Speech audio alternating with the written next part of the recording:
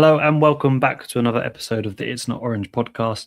A slightly different episode tonight as we look back on yesterday's transfer deadline day as three come in and one departs Blackpool Football Club as we analyse the squad, the fixtures and everything around Blackpool Football Club. Joining me this evening is my normal co-host, Martin. How are you, mate? I'm good. Perversely quite enjoyed last night, and I love these deal sheets. Deal sheets keep the world spinning, don't they? This is my new trigger word now. I just saw deal sheets all over X. If it wasn't the Morecambe ex-manager, it's now the deal sheets every club's talking about. So yeah, all good. Yeah. And also joining us after a while, I think maybe Peterborough was the last pod, wasn't it, mate? Yeah, Peterborough. Peter for Peterborough wanted to join us, or I kindly asked if he'd come on this evening to give us his thoughts on everything Blackpool at the moment. But how are you, mate? How's it been? It's been a very long time. I'm good, thank you. Yeah, I've got to say I enjoyed last night as well, but I wished I'd had a lay-in the morning. Nothing ever happens at that time, did it? I was up bright and early to follow it all day long. Refresh button got walloped. Yeah, and everything happened in the last few minutes. Pretty much. Yeah, it's bizarre, isn't it? You wait for 7, nothing happens, and then Amos gives us the news that we will be probably signing, at least someone. It said deal sheets. So at the time, I didn't know if a deal contained lots of sheets or there was more than one deal. This is all news to us, isn't it, Martin? Yeah. But it was a window which obviously we will talk about in detail in a second. But usually, remember last campaign, I think they said the Lynx van is ready to rock and roll all day, and we signed absolutely no one. So you're always a bit apprehensive about the window, but it turned out obviously to be somewhat enjoyable, as you said yesterday, and we obviously got a few players that are quite important in. Yeah. I mean, overall, if everyone who we signed this summer or this January hadn't got injured, it's actually a very good window, isn't it? But yesterday was we had to sign players yesterday, and I get that it's very it's easier said than done, but we absolutely had to, and it couldn't just be the lad from Luton. It had to be other people, didn't it? It had to be other people, and it we've had it before where the Gazette reporter at 6 o'clock has gone, yeah, I've been told to stand down, that's me gone, and you go, oh my God, it's like a gut, it's like a punch to the gut, isn't it? But the fact that he was up and active and ready and waiting and kind of I've been told not to shut the laptop. I mean that'll do for me. So yeah, we had to sign players yesterday. It was crucial, and I think we did. I think it would turned out to be a lot better than I thought it was going to be. Really, in the end. I'm happy with what we've done. Probably don't disagree with it.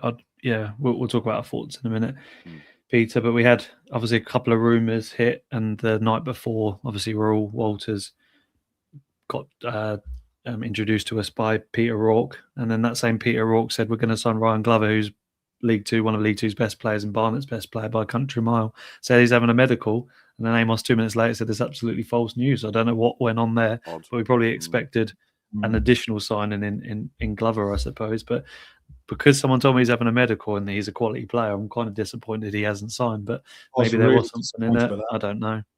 Yeah, he's a quality player, to be fair. And just to say he's having a medical, this is the same Peter Rourke that announced Everett before most people and blocks him on a completely random Thursday, whatever it was. So it's a bit weird that he said he's having a medical and then the club's dismissed it completely. So whether we were going in for him, I don't know. But maybe it's one to look at, obviously, in the new window. If someone maybe Everett is fond of, I don't know. But Martin, we'll start with the one we were probably least shocked about in Raoul Walters, a right back / wing back. He said he wants it in his game, that he wants to be bombing down sort of the right hand side and adding a bit more of attack and prowess into his game. And Everett gave him a lot to be fond of, as they always will traditionally say when they sign for a club. Spoke to the gaffer and I loved it.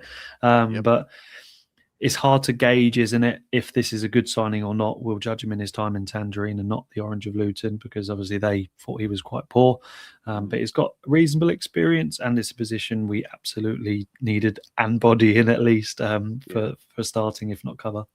I think the unfortunate thing about this young man is that he's going to get judged against Danny Imre. And we mustn't do that, because Danny Imre was Danny Imre. He's a one-off. That's why he's gone to the Championship. He obviously, I don't think he's ever going to hit Danny Imre's heights. I might be proved wrong, but You can't expect that. He's a lad, you know, another one that's come through Arsenal's academy. I imagine he must have been there when Patino was there, around about the same sort of age, I think, maybe a little bit younger. But he's probably got all the technical ability in the world and has gone out and played men's football, and it just hasn't happened for him yet. And I think he played 14 times in the Championship, which is not bad. Only 4 times this year, though, which is the big worry, because they've not been setting the world on fire, have they, Luton? They've had a very inconsistent season, bit like us changing manager, which won't have helped things. But I would have thought that if Wilshere, you know, was going to get the best out of him, or rather, I should say that I'm surprised he hasn't then, maybe, because he would have been the man to do it with his Arsenal connections. But for whatever reason, it hasn't worked. But I just try not to write people off. I think gone are the days where you think, oh, a League One team's released a player or doesn't want them, and we're in the same league and they're no good. I think it's different setups, different systems. He may well thrive. He seems, you know, very keen to be here, but they all do, don't they, when they sign? But we needed somebody in that position, and it's a damn sight better than looking at CJ Hamilton on the team sheet. And if he plays him on Saturday, then no, we're in the presence of greatness. There's got to be an option. Where's Kurt? We should have put on. I'm channeling my inner Kurt. But no, listen, good luck to the lad, because he's clearly got ability, you know, and maybe a change of scenery is what he needs. Let's hope so. I think. Sorry, Tom. I think I've got Wilshere plays a back 4 though, doesn't he? He doesn't play wing backs, so he's a bit redundant there if he's a wing back, which he sort of purports to be. I think traditionally he's a right back, if I'm honest. He was their only known right back, so look into that what you will. I mean, they played a pretty decent player in there in Johnson on Saturday, got man of the match, but I think he's their only traditional right back at the club. But yeah, I mean, when you play right back, you're expected to do a bit of attacking regardless in most systems. It's not usually in today's world a rigid 4, is it? It's unless if I'm being, not to be disrespectful, like the likes of Northampton, etc., where they set up just to try and structure teams. I think Luton probably want a bit more of a fluid attacking sort of outlet, but we'll have to see, Peter. And it's one of these ones, isn't it, where we got rid of Scott Banks because he doesn't fit a system, or maybe Everett didn't. I don't know. He said he liked him, but naturally, if he's not willing to change his system as much, even though he said he's not rigid in his 5-3-2, 3-5-2, he wants to go to a 4-3-2-1 or 4-1-3-2, which would enable Banks to come into our squad a little bit more. But if Everett's okay with releasing Banks, it's the same in this situation, isn't it? Where some players, unfortunately, just don't fit the mould. Is that to me? Yeah. Yeah. Sorry, but yeah. Yeah. Sorry. I think he said there was an interview that I saw on Facebook today, which I hadn't seen generally, but from Everett regarding Banks, and he basically pretty much said what you said. You know, he's a good player, but it just wasn't. You know, he was brought in before he was manager, and it just wasn't the right fit for the sort of tactics he plays. I mean, you could say the same for Josh, really, as well. But it might be a bit different if he does go to what he says is his preferred lineup, isn't it? Because that's a 4-3-2-1, isn't it? Yep. 4-3-2-1, is that the one he said he liked, or 4-2-3-1? Yeah, oh, you're right. 4-2-3-1. Yeah, that would give you more scope for, you know, some of the players like Josh and what have you to have a bit more freedom. Rather than I think his position is just in the centre is just a little bit out of his depth at the moment. Yeah, I agree. We'll come on to the squad in a minute, Martin. But obviously, the two combined bit of news with Lee Evans leaving, but an athletic midfielder in Karoy Anderson. He scored a decent goal for Charlton against Wickham. He's got an assist a few weeks ago. A lot of Charlton players said he's nowhere near good enough. Sorry, a lot of Charlton fans, sorry. And some other fans said he just needs game time and is quite a joy to watch in terms of his attitude. I suppose the caveat is obviously he has got a lot of experience in the Football League in terms of his age and how many games he's played. But equally, we need energy in the middle of the park. Many Charlton fans, including a couple of podcasters, said he used the word terrible in possession. But on the flip side to that, he's going to add energy that we just literally haven't got in the middle, really. I know Honeyman and Brown give us something, but they kind of get in each other's way. They butt heads a little bit. So if he's going to be a bit more advanced, but also doing a lot of work in the midfield, it's going to be a very welcomed addition. My thought about him when I looked more into detail about him, the first thing I didn't realise he played as many games as he did last season. But I think the other thing is, I think Ian Evatt wants a team mainly consisting of athletes, and I think we have a team of extremely static players with no energy. Evans, or thank God he's gone. We'll talk about that in a minute. But Honeyman is 31 though, and he can only do so much, can't he? And then Jordan Brown is they don't all have to be athletes. But what I'm saying is, we don't have anybody that can get up the pitch and get box to box. And I think this lad can do it. And League One seems to be his level. Sonny Carey was more of a ball carrier than we realised he was towards the end of his time with us, wasn't he? This time last year, he was banging him in for fun, and he was quite lean, and he was able to get up the pitch. But we have a very Steve Bruce, recruited players for a different kind of ethos and a different kind of style of play or an outlook on football. But we need athletes in the team, and Danny Imre was an athlete, fair dues. But this is Evatt's first window, and I would say that this lad is maybe a sign of things to come because he's mobile. He can get up and down the pitch. You don't have to be amazing with the ball in League One, though, don't you? But you definitely need to be able to. I doubt he cannot just not pass the ball, but when you got to the Championship, we all know it's a different beast, I think isn't it? Maybe Charlton have just forgotten what he was like in League One, and they're going off sort of how he's competed in the Championship for where they are. And Rob Apter's not cut the mustard for Charlton. That's why he's gone back to League One pretty quickly. So they seem to be making judgments quite quickly on players that have, either got there recently or have had a decent time with them. So, look, I trust Evatt, and I'm sort of fascinated to see how this guy works out because he's got game experience at League One in a really good team. So he should be able to come into our setup and fit in seamlessly, hopefully. So it's just that change of energy. We've all got so negative and bogged down about Brown, Honeyman, and especially Evans, and it's just good to see another body in there, or another two bodies in there. But this guy hopefully will do the business and will just give us that energy that we're lacking so much. Yeah, for sure. Just as we continue, I just want to say evening to Mike, evening Rocky, hope you well. Big Dog Walker as usual. We'll get to Lee Evans in a sec, but equally Lee Evans getting shipped out is the best thing for the fans and squad right now. Yeah, maybe see a more unified squad. Yeah, absolutely. We'll come to talk about him in a second. Evening Mark, hope you're well, mate. Evening from the States, or afternoon or morning. I don't know where you are in the States. I'm not going to act like I know the time zone either. But hello, Damien. Hope you're well, mate. Evening, Nathan. Hope you're well, buddy. Yeah, lots of comments to get around to. But yeah, the Mike said the meltdown on Saturday when CJ starts is very unlikely. He will start. I think he will. Well, we'll see. Evening, Tony. But yeah. Peter, I was just going to say, bear with me before my dog's going mental. Martin, I'll stay with you, and then I'll ask Peter some question. Then, while he sorts out his dog, I know Pete. He started 2 seasons ago. Started 24 games in League One, 3 assists, 2 goals. Last season, started 16 games with 2 goals. This season has an assist at Championship level. So, this for Peter. Sorry, I know Martin's already said he's got game time and he's going to be really ready to go, and that's probably right now exactly what the squad needs, isn't it? Someone who's a bit different, someone who's got a lot of energy, but also someone who knows what League One's all about, rather than getting someone that's an 18-year-old Premier League player that hasn't enjoyed any sort of men's football and won't really have an impact. You can see Anderson having quite a big impact on his squad, and Evatt will certainly give him the right instructions to do so as well. I think he's perfect, really.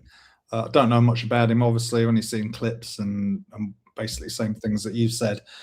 But I think, we need that sort of defensive midfielder who's got some drive and some athleticism, exactly what you said.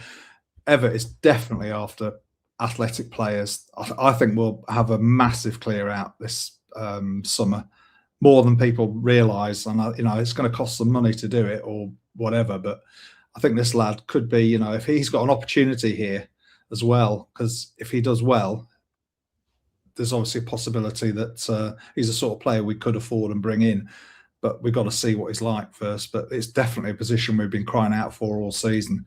and I'm looking forward to seeing him, see what he can do. Martin, when Everett said we've got to wait for things to fall into place, because in my opinion, not disregarding his talent or what he's going to do in a tangerine shirt, of course, but I don't see why we couldn't have got someone like Anderson in a lot quicker than we already have. It's not, it's not someone that Charlton probably desperately wanted to keep in the sense of, he's a main part of their first team. Obviously, the Lee Evans leaving probably enabled him to potentially join. I don't know. Obviously, we still had loan slots free. But again, the work in the background that we're doing is all sort of come to the end of its fruition on deadline day itself. It obviously kind of seems rushed. But do you think that's what he was alluding to when we're getting players like this in? Or do you think he became available at the last minute? Just a theoretical sort of point, I suppose. Well, I just think it's a wider point about how farcical this window is in January when managers are trying desperately to kind of, be in training sessions with players and sort of trying to get players up to speed and trying to work out, for the last couple of months of the season. Sunderland and Burnley had a game last night. And they were still, both clubs were still trying to do business, and it's just the whole thing's a farce. But you do have to wait for things to fall into place. I know Charlton have recruited, so I imagine it was a case of, listen, is he available? Yes, he is, as long as we can get the people in that we need to, so we've got enough bodies. I think you just have to accept that it's just the way that this farcical window works out. And January's worse than the summer because it's so short. You have 30 days to get players in. It doesn't even go on till 11 o'clock anymore because apparently they want to feel, that club staff need to get off early. You can sign some from Scotland at 10 o'clock or 11 o'clock. You can't. It's shambolic. So you can still do business. Yeah, the only weird. winners in transfer deadline day are agents and Sky. Although Sky last night would have been absolutely knackered the fact that their biggest story was Crystal Palace. If I heard Crystal Palace one more time, I was going to chuck my trainer at the TV. Do you know what I mean, though? It's like, oh, we're going to go back to Selhurst Park. And it's like, no one cares about Selhurst Park unless you're a Palace fan, but that's another story.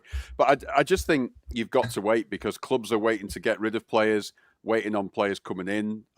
Bolton have loaned their way potentially to automatic promotion in my eyes. I genuinely think that. 8 loans. Stockport, 8 loans. Including Louis Barry, who's injured for a couple of months.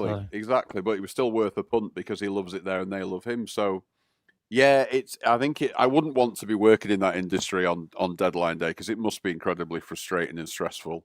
At least Everett probably said, listen, I'll leave you to it, lads. But imagine, even the criticism that he's had, I have sympathy for David Downs and whoever else is involved trying to get that done, particularly the pressure that we're under to get out of this mess we're in. So, yeah, fair play. They've done it, but you've got to be very patient, haven't you? Including us fans in the end. Yeah. Let's get to some of the comments then. The Lee Evans, I think Nathan said the first comment. Pete, interesting with Evans, we are short of bodies and we still obviously let him go. Just my 2 pence before you give your opinion, Peter. He spent most of the time obviously either not running directly for the ball or playing blind passes to players that obviously weren't there or expected a miracle to happen and Usain Bolt to be on the end of it. I know Hamilton's fast, but even so, he often obviously just left the pitch without any sort of recognition of the fans. At Ipswich, he clapped all 3 sides of the stadium and then not the away end, I think.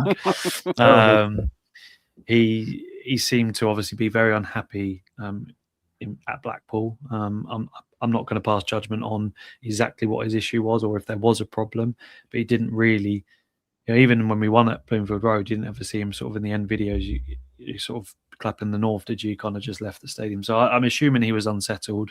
I'm assuming that he either didn't get on with Everett or he just became less and less productive as a Blackpool player because obviously at the start he was compared to the likes of De Bruyne's numbers, and then it came to the end and we all wanted him kind of not in the team because he seemed to be dragging us down one way or the other. And it's a very short statement from the club despite him playing nearly 100 games for Blackpool, but it's probably a good thing that he's left for all parties, and we got a fee. That might be a tenner, but we got a fee. Yeah, we did. What did we have to pay them? I was going to say, it doesn't specify if we paid it or they did. So you never know. An undisclosed fee.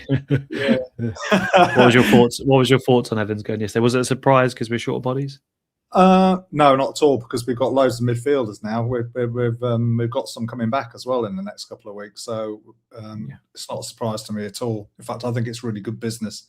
and probably to get him out of the dressing room if he's anything like in the dressing room like he is on the pitch. I think it's got to be a good move. I feel sorry for him because he did start off really well for us, and he has got some decent attributes, but he just didn't seem interested. And like I say, the thing at Ipswich, that was the straw that broke the camel's back for me. That was just shocking. So yeah, I'm not sorry he's gone, to be honest with you, but I hope he does okay. Yeah, I wish him all the best, but yeah, he wasn't one for Blackpool fans, and we obviously at the end weren't one for him. So I think somebody said yesterday. I think somebody said on AVFTT yesterday that he's got a clause in his contract that he still has to come back and take all our free kicks, corners, throw-ins. Because he did take everything, didn't he? They were all rubbish. Yeah. Just a comment from TT, sorry, about Anderson as well. Brown is going to be so much better with Anderson there to do Brown's dirty work. Yeah, we'll see. We'll talk about the squad in a second, what we think will start, but it's certainly going to be interesting what Everton's got planned in terms of system, etc. Another funny comment, the only thing Lee Evans around for is when they shouted his name for a Starbucks to tell him his soy latte is ready. Good riddance. Obviously a big fan, Big Dog Walker. Sean said, how much did we pay Bradford to take Lee Evans off our hands? And then the reply was, whatever it was well worth it. Yeah, apparently it was more than Clarkson. Yeah, well, that's the reason that went through at the last minute. It's a pity we didn't go for Glover as well, perhaps in the summer. Yeah, we said at the start of the show he's certainly a utility player. On FootMob, he plays like 16 different positions, if that's even possible. But yeah, from wing back to up front, so certainly a player that can fill the gap when we're short. And my God, have we been short this season? Tony said those two will give us a lot of energy midfielder we require, absolutely. Yeah, there's talk. Martin just off piece. Big Walk said our best signing is Bruin. There's obviously talk today that Fletcher's happy to sign a deal, isn't he? He said in his little interview, and that would be probably the best news ever. Although there's been many times in the past where our favourite players have signed contracts and then fallen off a cliff afterwards. If you're, I can't give you specific examples, but it always happens. Doesn't sign a 5-year deal and then all of a sudden can't find his shooting boots. But I think the best thing for Blackpool right now and for Fletcher is he does sign a contract and. We at least get a couple of more years out of him, if not a decent fee, if the club did want to come in for him. I think how quickly football turns. In 12 months, we went Don't put me in this category, mate. 50 quid I bet on him. Yes, you took a speculative punt. That's right. Which is not rhyming slang, by the way. No. I think a year ago, I'd have been like, really? If you'd have said to me in a year's time, we'd be like begging him to sign a contract because he's turned into our best player, I would have said, stay off the crack. But goodness me, yeah, he seems like he wants to sign. And what I do love about Everett as well is that he's kind of said, listen, I'm not going to start talking about contracts and rewarding people because we're not safe obviously we're right in it. We're not even anywhere, near safe. So he wants to park that. And I think they've all got on board with that and said, yeah, fair enough, because have they earned it? I mean, I think Ashley Fletcher is a humble enough guy to... He has, but I think he's a humble enough guy to go, do you know what, park that until we're safe, because it seems a little bit kind of... I think it's the wrong message if you're kind of going, listen, we're in deep shit, but I'm going to start rewarding people. I don't just mean Fletcher, but I mean anyone who's out of contract that you quite fancies giving one to. And I genuinely think that a lot of them aren't going to get one anyway. I think Fletcher's the exception, isn't he? So yeah... fingers crossed. But I think that'll get sorted maybe as soon as we're safe or virtually safe. I'm sure that sort of thing will get sorted. And he wants to stay by the sounds of it. We've been extremely good for him like he's been very good for us. Yeah, you say not many will be getting a contract. I think 60% of our squad are on 5-year contracts, thanks to the predecessor. So. There's still plenty that we can ship out, though. There are. Sorry, I think you can say you've got to praise Bruce for that as well. I mean, he was a bit shit. Well, he was a lot of shit, wasn't he, Bruce? But yeah. I think you've got to praise. He definitely knew how to handle him, and the transformation came from his handling of rolling down the hill with Bruce for sure. He gave some specific interviews about Fletcher, didn't he? And he even dropped him, didn't he? And have a word with him and said, you're better than this, etc. Find yourself a little bit. And I think Martin came out, didn't he, and gave us some talk about his mental health and stuff, and then Bruce was really good for that. And then since here, Everett loves his players, and it was the realization that Terry Bondo was fancied rather than him over one game. That is, yeah. Well, we thought we were going probably, up with Bondo in up all front, seriousness, now no disrespect to Terry Bondo, but Ashley Fletcher's probably has looked at that and gone, there's a kid from the academy that's on his first year as a pro, and because I've been so terrible that he's potentially in the squad instead of me while I'm sat at home pondering my future. If that isn't going to sober you up as a player and go, right, I've got to sort myself out. It was probably the best bit of man management that Steve Bruce did while he was at Blackpool, in hindsight. Yeah. So fair dues to everybody there. But yeah, he's been great this season. I actually get excited watching him play. Now, when the ball comes into him, he's not just scoring goals, he's doing other things as well. And tricks now. He's doing people on the halfway line and going past them and stuff and doing little Cruyff turns. It's quite an unbelievable bit of confidence for the lad, isn't it, really? So, yeah. And we haven't seen him with any real fit partners yet, properly. No. Exactly. I mean, we've got Ennis, I know we've had Blocks playing and he's done well in an unfamiliar role, but he hasn't really had a run with Ennis, not at all this season. No, he hasn't had a run with Taylor. Obafemi is there now. When he gets match fit, who knows? He's just really literally practically be on his own. Yeah, agreed. Yeah. Going back to Evans, Big Dog said, I read somewhere in the last 9 games Evans started, we only won 1. Yeah. Well, he's gone now, and fingers crossed those fortunes change.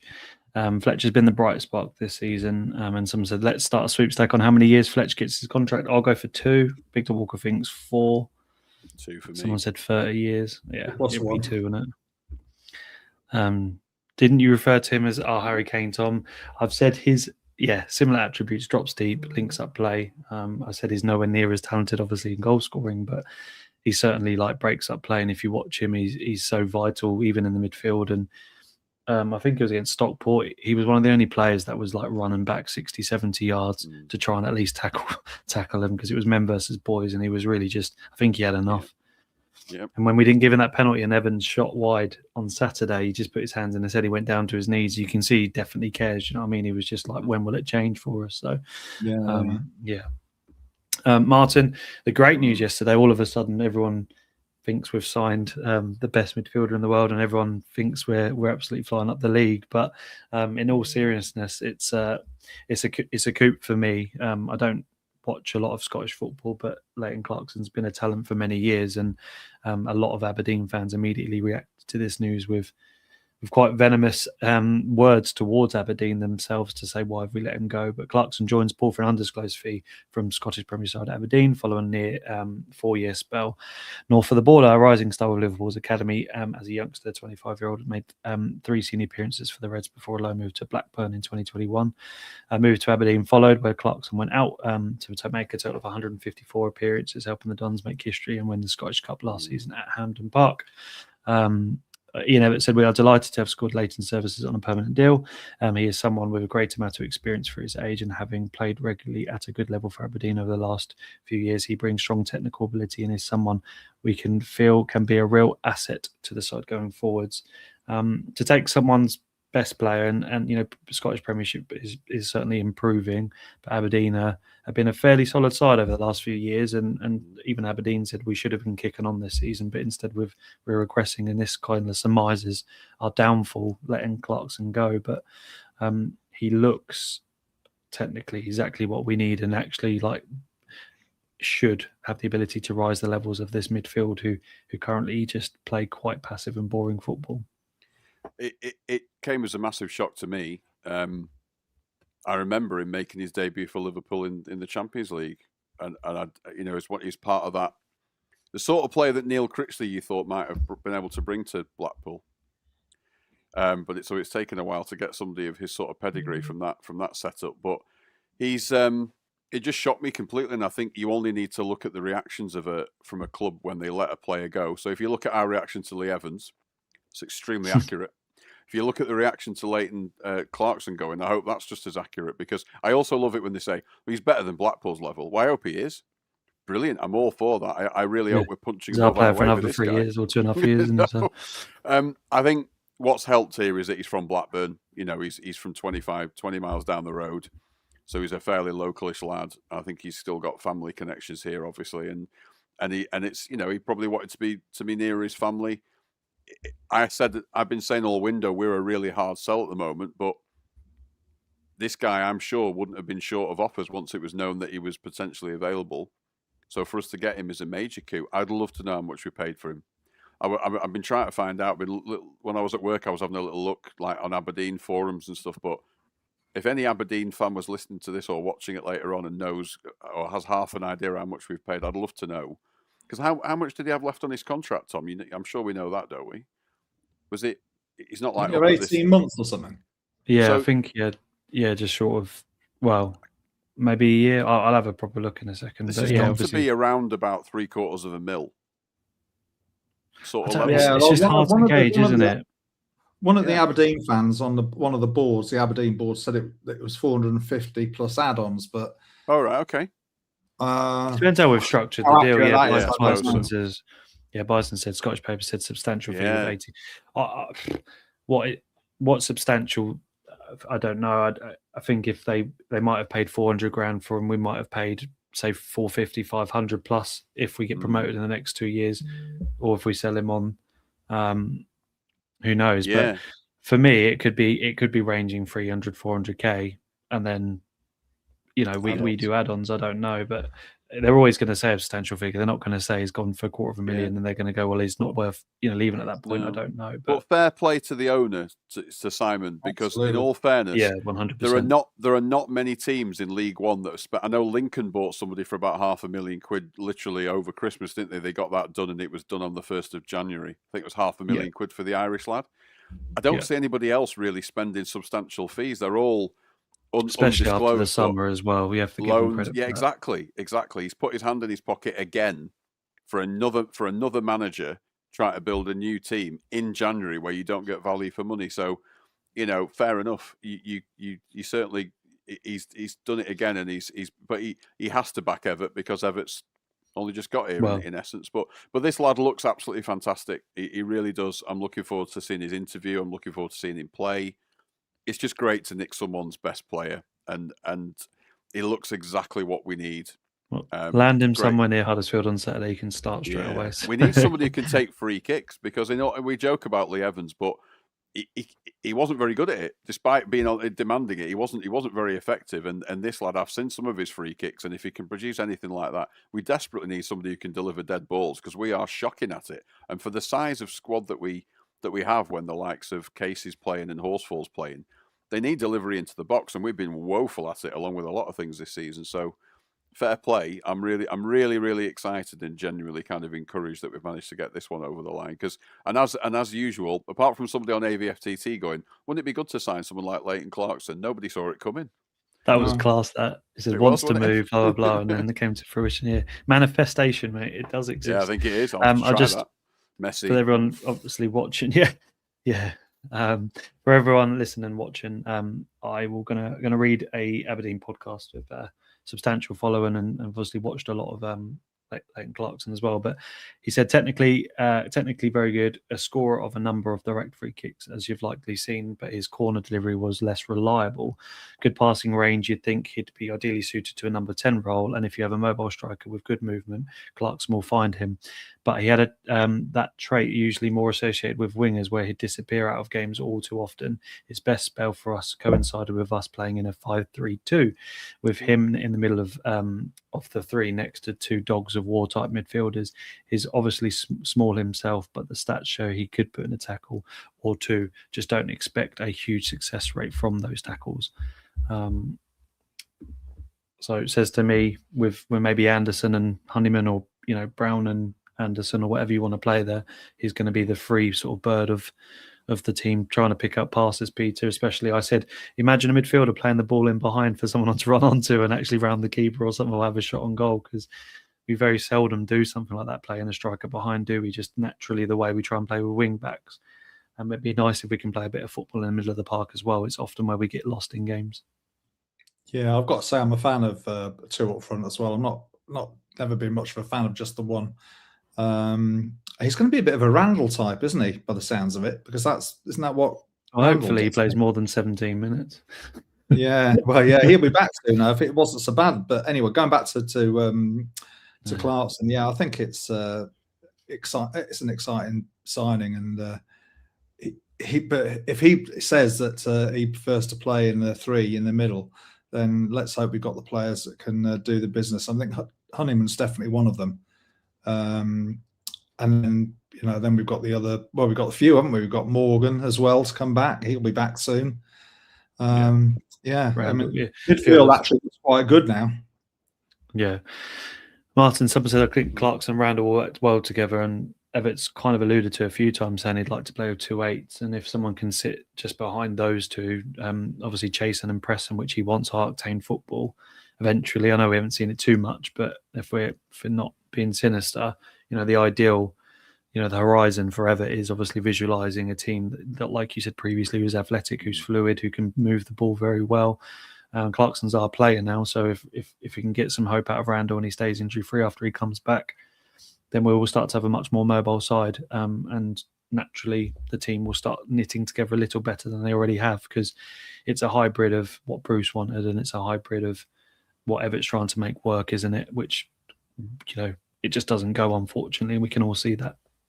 I think it'll be interesting to see what Everett does, because, Kurt, for those of you in the group chat, Kurt has said a lot that if you play in this formation, you have to have the right midfielders. And he's constantly, to be fair, all window, he has said a lot, hasn't he, in his opinion, that we don't have the right midfielders to play it. So it'd be interesting to see if people think maybe now we have, or whether Everett does. Because if you're going to play 2 8s, you certainly can't play 2 6s.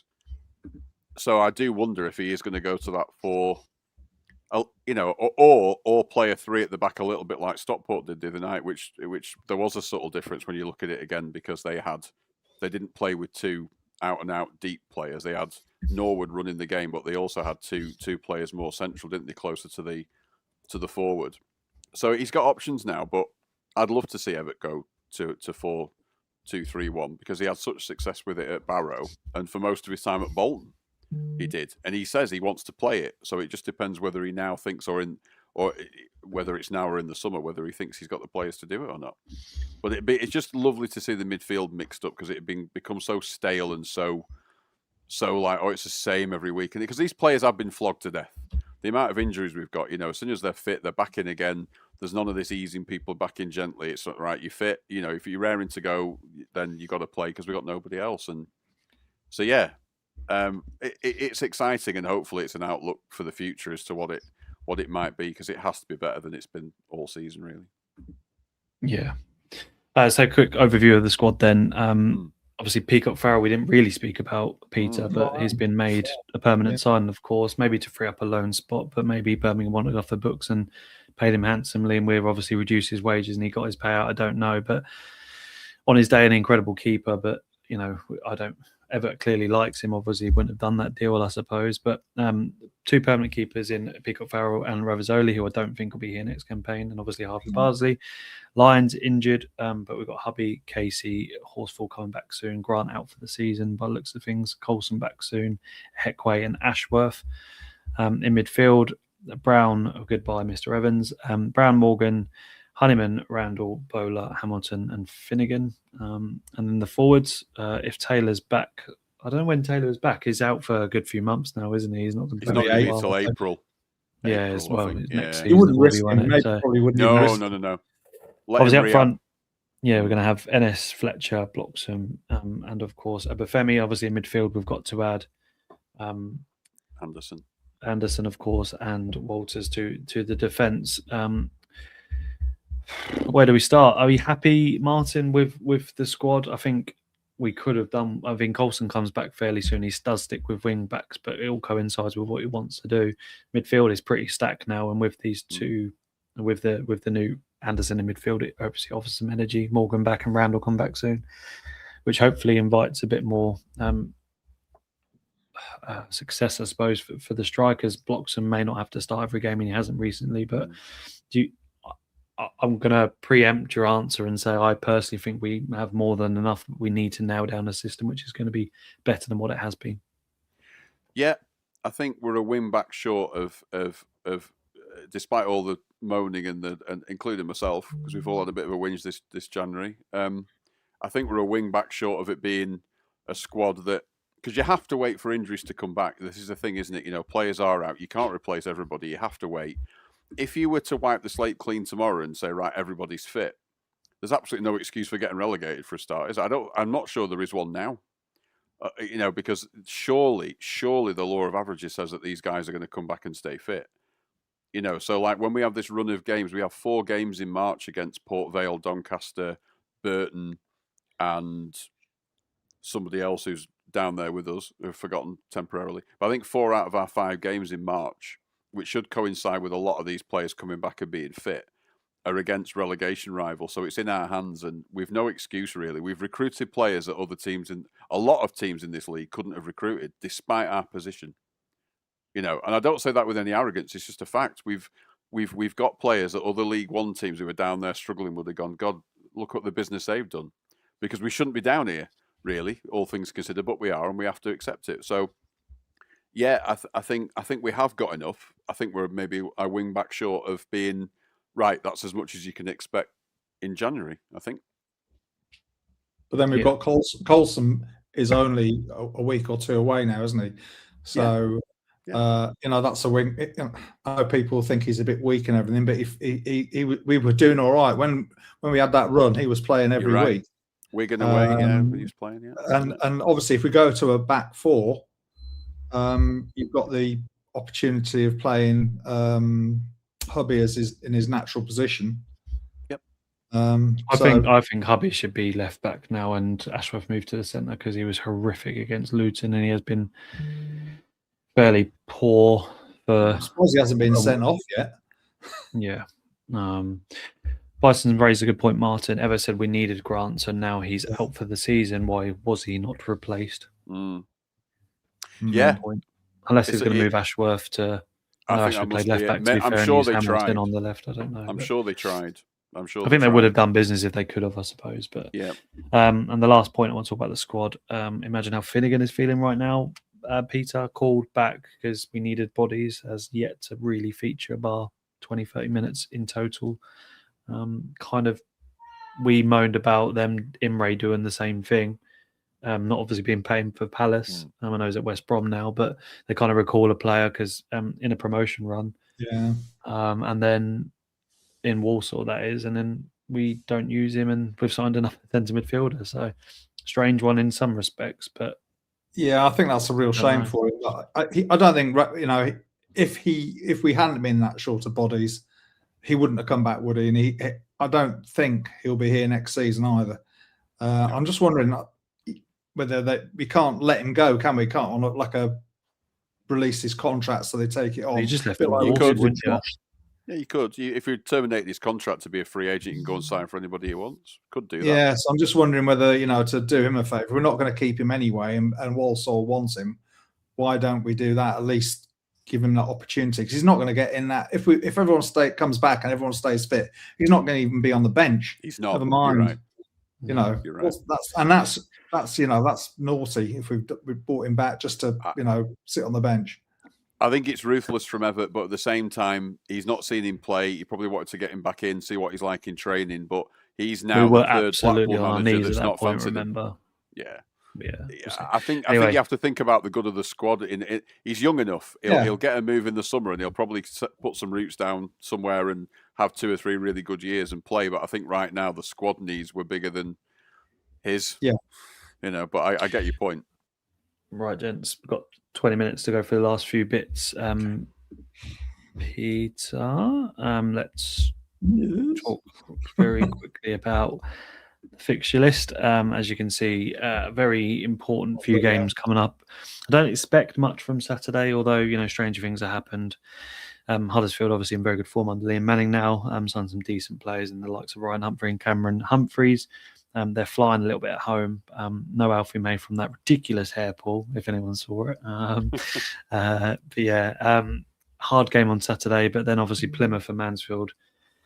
Both very difficult games at Bloomford Road. Just the upturn in Plymouth's recent form with some very athletic players and sort of Cleverly's getting a lot out of it. Mansfield on a playoff hunt.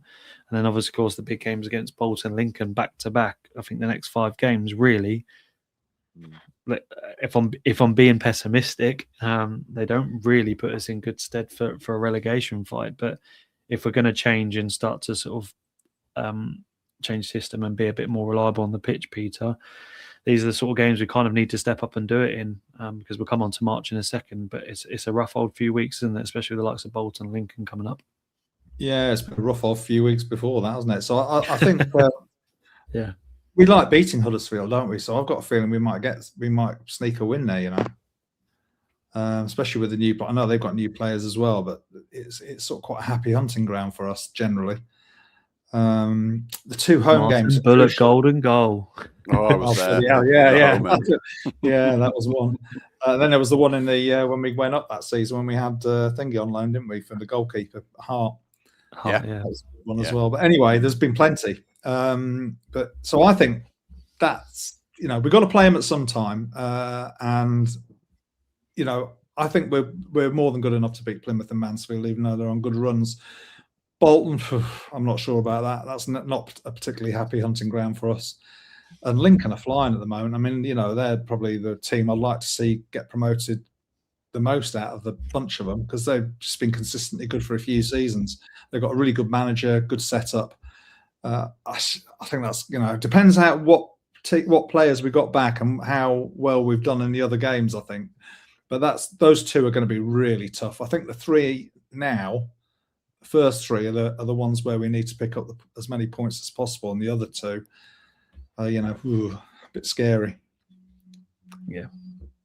Martin, we'll move on to March before we talk about our last subject, because you're the one who pointed this out a few weeks ago. So we start March against Wigan after the tough fixture against Lincoln. Following that is a away game to Wimbledon, who I'm going to probably guess are going to be pretty inconsistent up to this point, although they did beat Port Vale away this evening, which obviously damns their relegation fears. So Wigan, then Wimbledon away, Doncaster away, Port Vale at home, and then the last two games in March are against Cardiff away. Obviously a massively difficult game, but who knows the sort of form we're going to be in at that point. And then Burton at home and Exeter at home, just into the first game of April, and obviously the latter end of the campaign. But March itself there with Wimbledon, Port Vale, Burton, Doncaster is going to be the month, if any, that absolutely decide the season. It's almost a fact, isn't it, at that point? Like, you can get 9 points out of those first four, then you can pull yourself away from everybody because they'll be dropping points. But if we draw a few and we lose, as an example, then we really could be in the mire, and it could become quite real at that point. Well, we need 50 points minimum. So we need to win 6 games of football plus the inevitable draws. Seven would absolutely get you safe in the position where we got 32 points. It's in our hands. And again, the day that I'm worried about playing Port Vale at home, Burton at home, Exeter at home, Doncaster away. I'm not saying we'll win these games, but you don't look at them and go, wow. You'll still look at our squad and go, if everything clicks like it did in December, we've actually no excuses for not picking up these points. We're not like we've got a terrible squad, and we've had an awful season for lots of different reasons, which we've covered to death. But I look at that. If I was Ian Everton, the players now, I'd be looking and saying, right, as long as we're humble and the attitude's right, and as you keep saying, the ego doesn't get in the way, where we think, God, we should have been in the top 6. Well, you're not. You're in the bottom 6. We get through those games because we have enough quality. As long as we keep our best players on the pitch, we've got quality. And if we can get a couple of wins in February as well, it takes the pressure off those games a bit. But I think we could conceivably be in a really good position by the beginning of April. If we're not, we've only got ourselves to blame. There's no massive amount of sympathy from me if we're not, because I generally think that we've got extremely favourable fixtures. Forget Lincoln and Bolton and Cardiff away. They're not going to be the ones that decide where we're at. It's going to be those that we've just talked about. So 7 wins games of football this season. If we can win those, we just have to move on and plan for next season. But if we don't win those games, then we don't deserve to stay up. And if we don't deserve to stay up in League One, I'm at a loss to know what to say, really. Yeah, that's for sure. A final subject then, both of you. Martin, I will stay with you. Should it be Winter and Downs' last activity that they, obviously Downs being in recruitment and more so sort of Julian, CEO of this football club. I don't say that his last window, but this current feeling around the club is obviously. I did a quick survey today, and on the match day experience, it's not good. There is not one singular positive comment which comes out of Bloomfield Road in terms of its match day experience, from poor Wi-Fi to crap food to poor speaker systems to nothing for the children to nothing outside the ground to engage people. It's just quite dead until the point you get into the stadium, and then music's blaring out right before kickoff, etc. And a lot of fans just quite feel disengaged on the match day, let alone from a CEO who last did his interview in 2024 and hasn't really spoke since. And his key job attributes are not only marketing, it's engagement with the fans, it's obviously selling the club to us. We haven't got many young fans, as he already pointed out, so on and so forth. He's done a pretty piss poor job when it comes to all things communication alone, and we kind of feel lost as a fan base. And I've said to you many times, it's hard to really love this team with the products that comes with it, both on and off the pitch. Well, there's two very separate things there, isn't there? I think the first thing to talk about would be, if we're going to talk about Downs and recruitment, yes, yesterday was a much better day, but overall, and we can't forensically go into it because someone else has done it recently. But the fact still remains, though, is that when you look at our transfer dealing since he's been here, it's pretty poor, and the costs have just kept on rising. We've spent an awful lot of money on these players to get. Yes, we've sold Kyle Joseph, we've sold Apter, but I mean Downs can't take any credit for Apter really. But the cost of recruitment has gone up and the quality has gone down certainly from when we got promotion and when we were in the Championship, etc. I would be shocked if there wasn't a change. Certainly, if we were to get relegated, heads have got to roll, because when an organisation fails like that, there has to be some collateral damage, and they would be one of them or two of them. If you're talking about Winter, the problem with Julian Winter, though, is that the last time he was rolled out to talk to anybody, he made such an absolutely almighty mess of it, talking about the Sea Life Centre and doubling the price of tickets for kids, or we didn't have any kids watching us, that I'm pretty sure Simon's pulled him into an office and said, listen, Sunshine, talking is clearly not your strong point. You stick to crunching numbers and talking to steel merchants about how they still posted the interview. Do you know what I mean, though? They did, didn't they? Well, yeah, that's true. But I think what people have got to, I'm sure people know this, I'm not trying to be patronising to people, but I do think that you've got to remember, though, that this is still a one-man band. You can have a board, you can have whatever. We are owned by, it's a single ownership model. And Simon Sadler is responsible for everything, the good stuff and the bad stuff. He tells Julian Winter not to go and speak. Julian Winter doesn't speak. He tells him to speak, he'll speak. Simon's keeping a low profile because of the pending court case. I genuinely just don't think he wants to be seen in public making comments about anything, because people will go online and go, oh, he looks pretty confident for a man who's got charges over. Do you know what I mean? I think he's literally just trying to keep out of the way until this is done. And I think that's very understated, that people have got to realise that he does not want to be in public right now talking to anybody about anything apart from being at the football club for games. So I think it's difficult to gauge, isn't it? It depends. Our marketing and communication with the fans is piss poor, but Julian Winter's apparently got a track record of doing all right at that other clubs. But here, when he has had a go at it, he's been awful. So I really don't know. Do I think it needs a fresh approach? Yes, it does. The match day experience is poor. It's very tired. It's very lazy, I think. It's the same thing every single time, to the point where the microphone gets switched on and the speakers get switched on and the same things get trotted out. There's no variety. It's become a bit monotonous over the past, since the Oysters were here, it's still the same. But also, these things do get a bit skewed when you shit on the pitch. If we were fourth in the league and flying, people wouldn't care about the match day experience as much as they are now. I think we'd be doing more, though, don't you think? We would be doing more. Yeah, exactly. We would be doing more. One of the things I mentioned was, the retro kits and stuff they're great. Small glimmer of something in the last sort of 18 months. But one of the things that I don't like about going to Bloomfield Road, and this is a selfish thing, is that about a year or so ago, I kind of realised, having spoken to the doctor, that I can't really get on very well with gluten anymore. I have a massive intolerance for gluten. But if you go to the food outlets, I'm just basically going to poison myself if I have any food there, because it's all really heavy with gluten. When you go to other football clubs, I think we went to Rotherham last season, and I said, I can't have any of this. And he said, yes, we can. They have a gluten-free menu. It's stuff like that. It's listening to fans, because I can't be the only one that really can't eat wheat. So there's things like that, all that sort of stuff that I think we just go, oh, everyone just wants a pie. We're a bit lazy, aren't we? And a bit kind of clumsy with it all. I don't know what you I don't know how often you get to a game, Peter, but obviously I'm a season ticket holder and I go every single week. And it is a bit of a, you know, the middle and end bits are a bit crap, and then the game's crap as well. So the whole thing's poor, isn't it? But you know, yeah. Well, I'm a season ticket holder and I don't go at all. Fair play to you.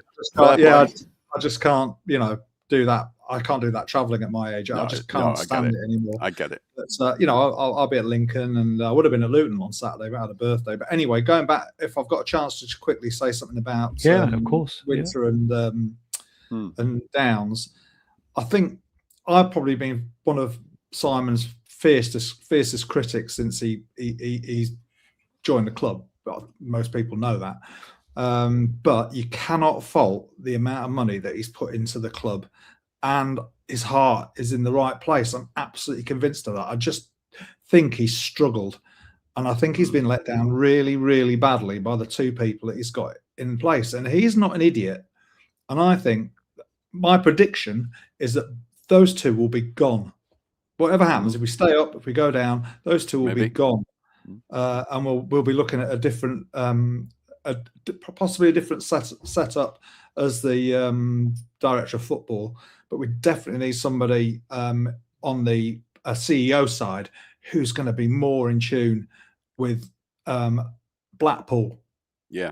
Not football, but the way Blackpool is, and because it's different to anywhere else. I sound a bit like Raggy now, but it is completely different. No, you are right, and Raggy's right, and it needs somebody to come in that believes in the you know, there's a whole town out there that we could drag in if it was done properly. Obviously, success on the pitch is a great thing, as we know, because we did it in 2010, and it made a massive difference. But I just think they'll both be gone. Honestly, I do. I just can't see that he's going to want to keep them on. I hope you're right, because I think it does need change. But you look at what's happened at Wrexham.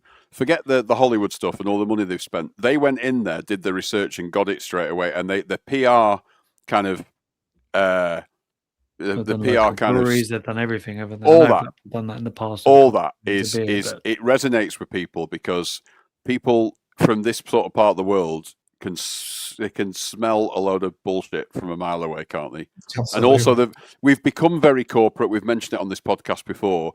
It doesn't suit us. Do you know what? I love the fact we've got sponsors, we've got partners everywhere. You know, we are bringing revenue streams into the club, so Simon doesn't have to keep putting all the money in his pocket.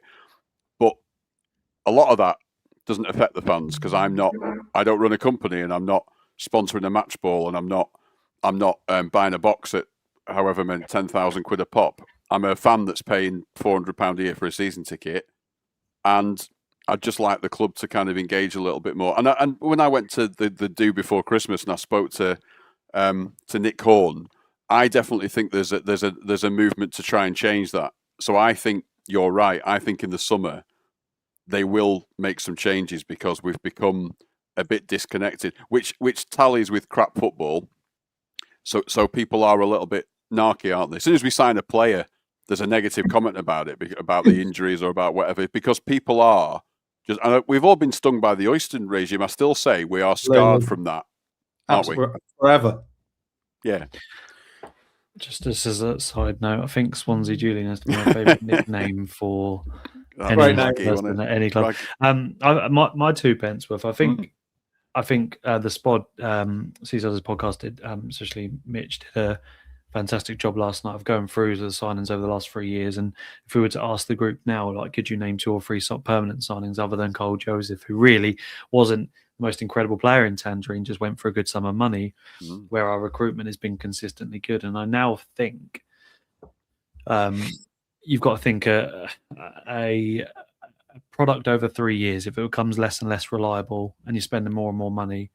And as a credit to Sadler, and I said this summer and this winter, really, you can't really say much. At the time, I thought we signed the most incredible footballers to get Bruce out of this league. Obviously, he has done some damage with this squad and confidence and so on and so forth. I get that, but if you continue to not have a strategy over 3 years, Lincoln has signed young Irish players like Moylan, a few other players like that, Rico Hackett, Nakama, who's now at Norwich, who's on like 10 goals already. They've sold, they get to a point where they're buying and selling assets, and they have a strategy, and they're building slowly, and they've got Skubala, and they've stuck with him, and they're playing some good football. Just as an example, well, we've changed managers like there's no tomorrow. The manager's appointments on paper and in retrospect now have been awful.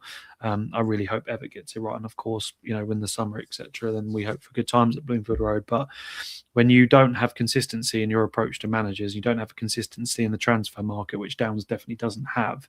The Rhodes signing and a few others like that, they were good, but where's the longevity in our squad? When the window with Yates, Keshi, a few others like that, we got it right, and Critch did really well out of them. But because we had a plan then. Sorry to interrupt. Yeah, no, I get it. No, that's my point, right? We had a plan, we had that, and it was a really good plan, and it just went a bit tits up, and all of a sudden, instead of sticking with the plan, they've gone up. They've just gone bang like that. It's all over the place. Point, mate. What I'm trying to make a point of. No, that's all good. What I'm trying to make a point of, though, is ever since then, and then Critchley suddenly leaving, so on and so forth, and like Imre suddenly leaving, it shouldn't be a shock in football in today's world that you get these shocks, these moments of, oh my God, he's going to go. What do we do now? Or we haven't got a right back. Or you haven't got a manager. There's got to be a plan where you think, in the next 5 years, if this happens, these upper coming talents, this player is really decent.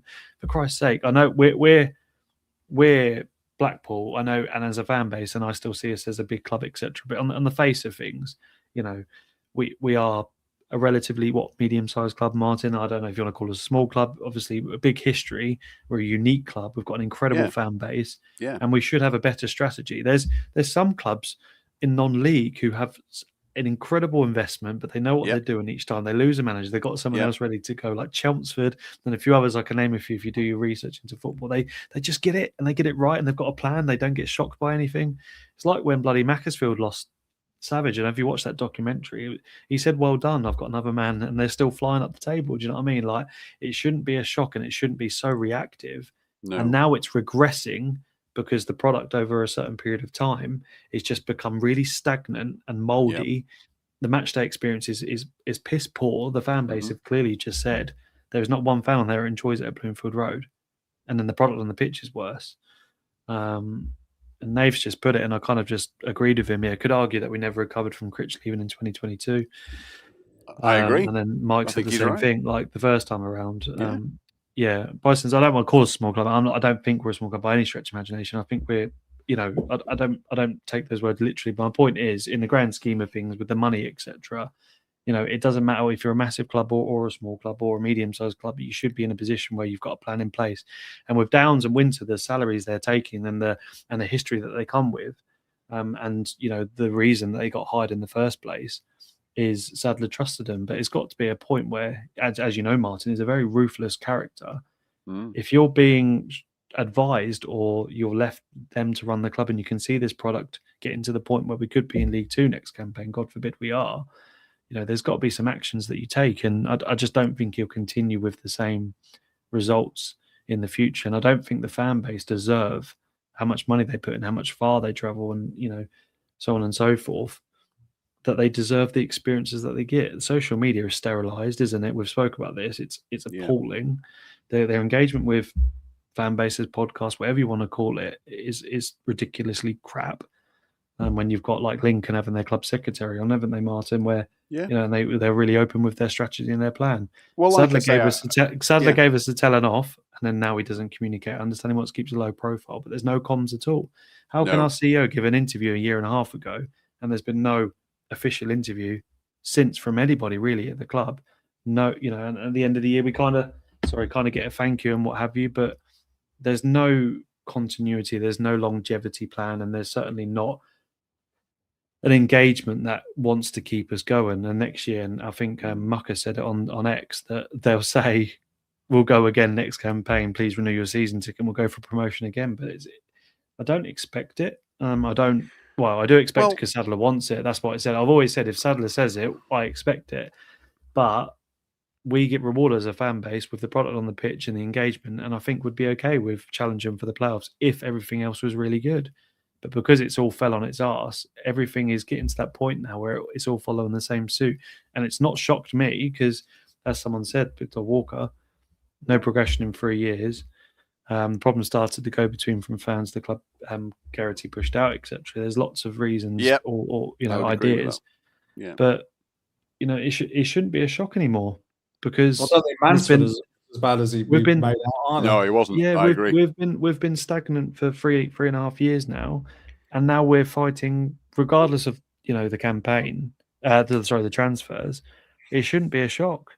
But don't you think we're a very odd setup these days, where we have a setup that kind of looks like it belongs at a much higher level than League One, in terms of the people that we're employing and the money that we're paying. Yeah, no, that's my point. But also, we had a transfer window in the summer that everyone got on board with and nobody criticised. And by the way, I don't mean the fans are. I'm not saying the fans now are wrong, but what I'm saying is that ambition from the owner was great. Some of them were probably wrong signings in hindsight. We were all wrong about it because we all thought this is going to be absolutely fantastic. They clearly didn't. But the biggest problem is, like we said before we came on air, Tom, is you're right. The chopping and changing. That you recruit for one manager, like Critchley being the classic example. You back him. You've had a crap season. You finish 8th. We were terrible away from home. Go right, Neil. We're going to back you all the way. 2 games in, we're going to rip up the plan, and he's gone. Then Steve Bruce comes in, completely different way of playing. That lasts a year. Promoted, less on experience. It's all. We have spent a lot of money, but you might as well not bother because it's all over the shop. And this has got to be the line in the sand now, where Ian Evatt, and I hate to say this, and it's a lot of people might not agree with me, but if we were to get relegated, I wouldn't part company with Ian Evatt. I would stay. No. We need continuity. You have to say, if he'd have been in charge from the start of the season, I get it. But we were 1 game away from being 7 points away from safety when he came in. Yeah. I think Burton, if they'd have won their game in hand, whoever it was. So he's had a bit of a difficult, a sticky wicket right from the start. But we need continuity where they say, right, this guy's staying with us for 2 or 3 years. We are confident. But also, if Ian Evatt was to leave tomorrow, you've got to look at that squad and go, right, well, whoever the manager comes in, right, actually, this is what we've got. You can't all of a sudden then start demanding players for 4-4-2 because the world's changed where managers get to bring in their entire team that they want and then they go, oh, I have to rip it all up again.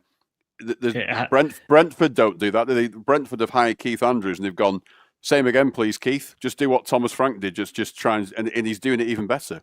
So you need that plan, don't you? No, you are right. And that's where the longevity piece comes in, isn't it? But you're right. We've been a victim of signing for loads of different style types, apart from Critchley and Evatt, kind of similar at the same always place. After the windows closed as well. You've gone in after, exactly. You've gone in after Bruce, who demanded experience in Heckway, Honeyman, and so on and so forth. Yeah. And he didn't give us the football that he previously kind of promised or gave us, like in the season before, and it all just fell to pieces. And Evatt, I think he's like 10th, 11th since he's taken over. I've got no issues with what he's doing. He was third at one point. We've fallen off a cliff recently. Well, you're right. You're absolutely right. But, yeah. 6 wingers. I think we're six losses in a row away from home with 1 goal under Bruce, and then all of a sudden away we won a couple, drawn a couple. We're getting some consistently scoring more goals, etc. But yeah, you're right. Stick with Evatt. I think we've got obviously enough to stay up, but he's got to have the summer, and then you'll start to see. League One is a good league in some respects. The likes of Huddersfield, Cardiff, stuff. When they're firing, it's a good league. But on the other hand, Huddersfield were 14th at one point, 15th at one point. We were in the relegation zone. So you just need to be consistent, like Lincoln and Cardiff got their championship squad, so they've got that in place, ready to go. But for me, it's more so the communication and the engagement and the social media aspect and not being talked to as a fans, no incentives, nothing for the children, so on and so forth. So they've got a lot of work to do in the background. And they're just small, quick wins. Like, look how much buying the retro kit's got. And they did nothing. They did nothing to do, like, to build there was no smart ass kind of video. There was no video release for that, was there? They bought into that straight away because they liked I think if we'd have been doing really well, if we'd have been top of the league or 4th in the league, they probably would have done some sort of fancy kit reveal, but they didn't. They kept it low key. But you're right. All they needed to do was see that shirt, and that shop was full the other week. It was the tills were ringing. It was absolutely buzzing. They'd not seen anything like that since 2 or 3 years ago, and they did a big kit launch. So, yeah, stuff like that it is quick wins, but you need somebody who really knows how to communicate. And you know what? There are so many people out there. Get him back. Well, there are so many people out there who know how to communicate and are really, really good with PR and comms professionals. You just have to go and look for them. Don't get somebody. Number crunchers aren't good communicators, are they? No, and it doesn't have to be a football person for that either, particularly. No, it doesn't. It doesn't. But loads of people work. If you work in an office, it tends to be that the quieter people are the ones that fix your computer when it goes wrong, right? So they're good at doing that. But get people who are good at talking to come out and front up. That's what you want. Number crunchers are not usually good talkers. So you need a bit of everything in an organisation. But we seem to be extremely bland and and it just seems to be. Fonzie Julian has nothing to do with Blackpool. He has nothing to do with our fan base. He doesn't care about the football club. No, he doesn't. He's picking up a big wage. It's another. It's a job to him, isn't it? It's a job to him. Like somebody. Invite him on the podcast and see what he actually wants to do with his football club, because he's done a shit job. And if you're performance reviewing him, he's below average, and he should be on performance management. That's basically it, isn't it?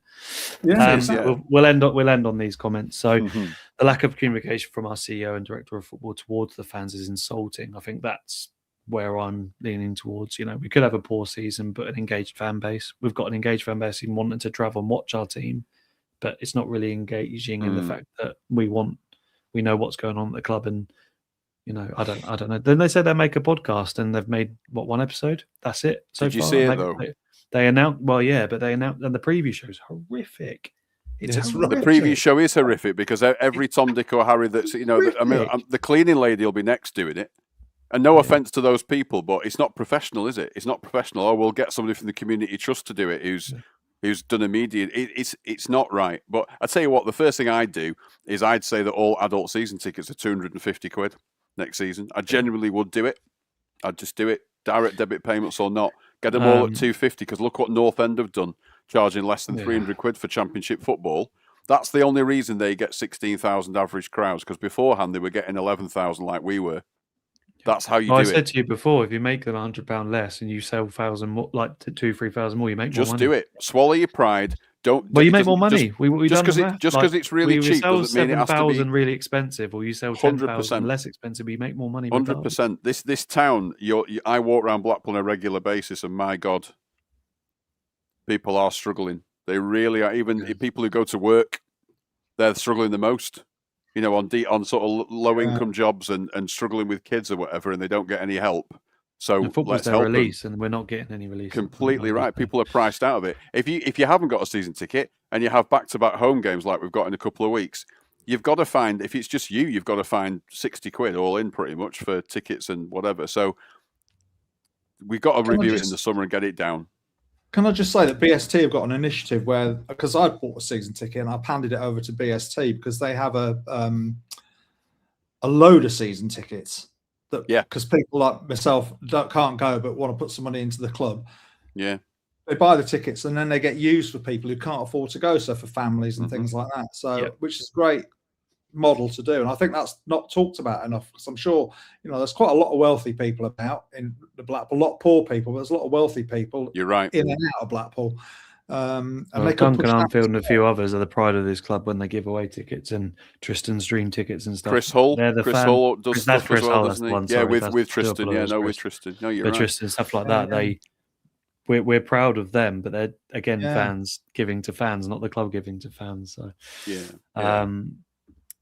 so the senior management is detached from the fans, and it has to stop. Fans are the lifeblood of the club and need more respect. Respect and insulting in the last two comments. We are not just numbers on the spreadsheet. Mike said, I go to the shop every week, and that was the busiest I've seen it for a long time. Bison said the club's social media team are useless. Sell more season tickets at a cheaper price and make more on the match day purchase from the extra fans. Tom, on your behalf, your podcast follows. Please email the club with yours, Martin's, and the aforementioned concerns. Then broadcast your reply. We probably wouldn't get one. But they should come. But Nick, feel free to come on the podcast. We just want communication. Nick Horn was done a great job. Nick Horn was lovely. For clarity, Nick Horn has emailed us a couple of times, and I know I'm not going to speak on his behalf, but I know he wouldn't mind the club being involved with podcasts, etc. But It's not his call, and I understand it. He does a great job of communication, but at the same time, it's the bigger picture here. It's not about the podcast. It's about loads of other stuff that we're talking about, and there'll be a real problem in a couple of years if we're still sat mid-table in League One. Do you know what I mean? Everett won't stick around. We won't attract good players. It just becomes, the regression over 3 years is clear.